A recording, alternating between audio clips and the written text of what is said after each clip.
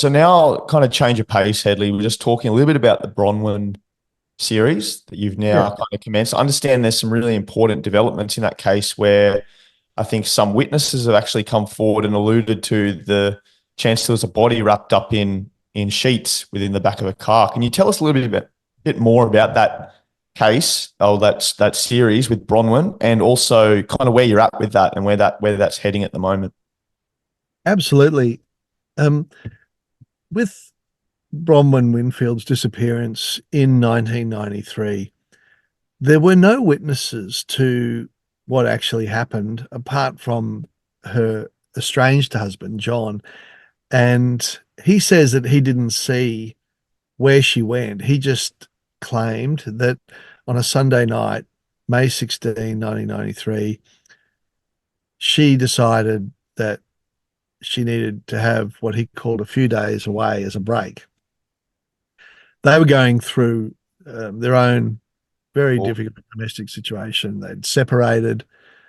She'd moved out of the house when she wanted to leave him, and she took the two girls, and she was looking after them in rented accommodation. So he stayed in their house in Lennox Head near Byron Bay, and then he decided that he would go to Sydney because there was some good work for him in Sydney. So he left the house. And when he left the family home, he changed the lock so she couldn't get back into it. But she was doing it pretty tough financially. Um, he was not noted for being generous with money, and she was on a very tight budget when they were living as husband and wife. Things were worse when they were separated. So she decided she couldn't actually afford to keep renting downtown, and that there was an empty family home. He wasn't living in it. It was nuts that she was going to keep paying rent in Byron Street, Lennox Head. So she, on a Friday night, moved back into their house and settled the girls, and through the weekend kept moving stuff in. And on the Sunday evening, she was um, just expecting, no doubt, that her daughters would go to school the next morning, Monday.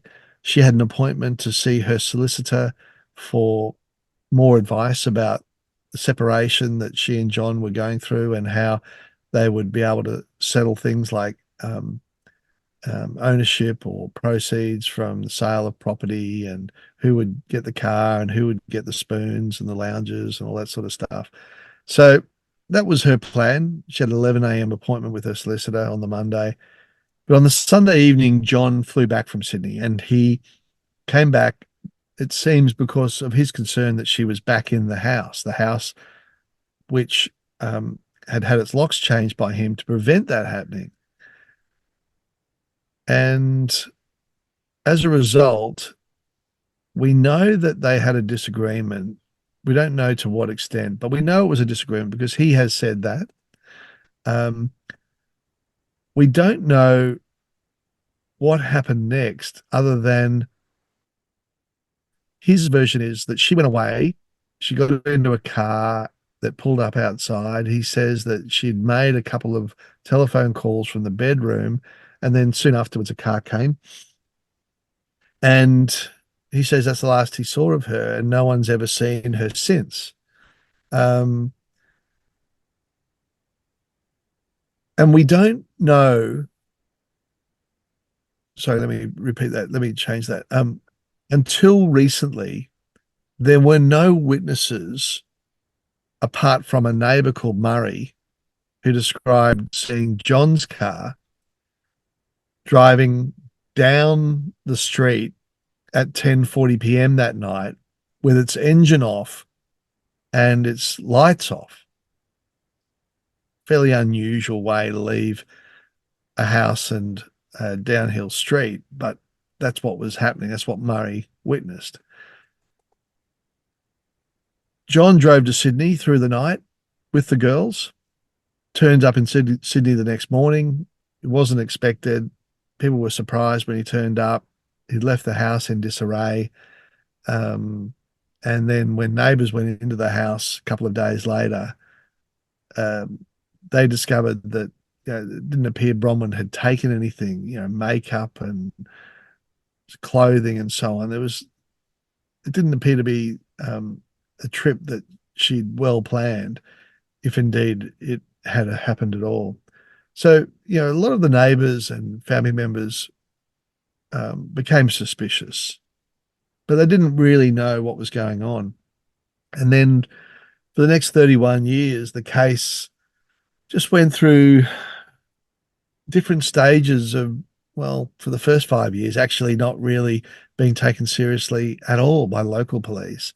They just believed that Bronwyn must have been a bad wife and mum who decided to, take off with next to nothing, leaving behind the house and never contacting her kids again. And I think most reasonable people know that that is such a dumb idea. The idea that mothers without, um, serious drug addictions, without any other serious factors in their life, just decide one morning or evening to take off and never contact anybody again and not come back for anything. It's not, to say it's not normal is, a huge understatement. It's just absurd in my view. But very recently, as a result of the podcast, a woman called Judy Singh contacted me, and she was a near neighbor. And in 1993, late at night, and we're very confident that it was the night that Bronwyn disappeared, Judy Singh was sitting on her balcony, and she was worried about things in her own life. She was concerned that she was going to miscarry the child that she was several months pregnant with. She was worried about how she was going to make ends meet with her um, marriage having fallen apart, and she had two children already who were dependent on her. She knew, but not well, Bronwyn and John, and she was sitting out late at night just reflecting on, these worries and thinking about, what she might be able to do to get out of this mess that she felt she was in. She also had health issues.